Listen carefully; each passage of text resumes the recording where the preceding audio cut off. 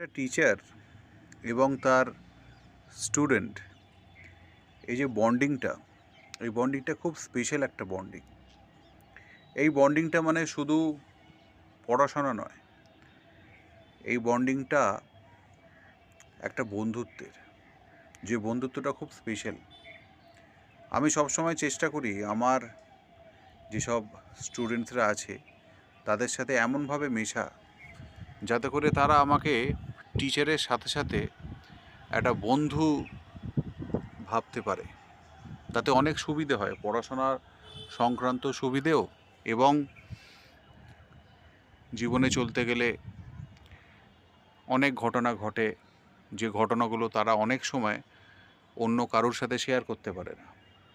কিন্তু একজন টিচার এমন একজন ব্যক্তি যার সাথে তারা নিঃসন্দেহে অনেক কিছু শেয়ার করতে পারে। টিচার তাকে পথ দেখাতে পারে, তাকে গাইড করতে পারে যে কোনটা ঠিক কোনটা ভুল। ঠিক বলছি কি না? হ্যাঁ, ইয়েস স্যার। ও যেরকম এখন পড়তে এসছে স্কুল থেকে, তো পড়া শুরু করার আগে আমরা একটু কোয়ালিটি টাইম কাটাই এই ছাদে বসে প্রকৃতির মাঝখানে।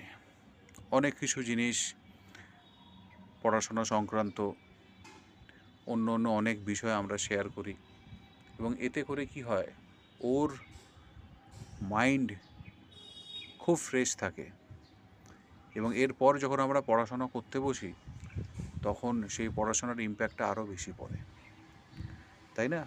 Yes sir. So it is very important to have a good relationship between a teacher and a student. এখন যেটা খুব হারিয়ে যাচ্ছে, আমরা যখন ছোট ছিলাম তখন আমরাও খুব লাকি ছিলাম যে we have blessed with some beautiful teachers, beautiful human beings. কিন্তু এখন এতই প্রফেশনালিজম সব জায়গায় ছড়িয়ে গেছে, যেই পার্সোনাল টাচের জায়গাটা সত্যি খুব অভাব। সূর্যটা দেখুন, পরন্ত সূর্য নারকেল গাছের ফাঁকে কিরাম মিশিয়ে গেছে, তাই না?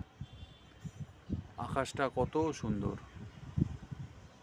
যেন মনে হচ্ছে চারিদিকে শুধু আনন্দ আর আনন্দ। কোনো কষ্ট নেই, কোনো দুঃখ নেই, নেই কোনো বাধা। কেউ গরিব নয়, নয় কেউ বড়লোক, শুধু আনন্দ, আনন্দ আর ভালোবাসা, তাই না?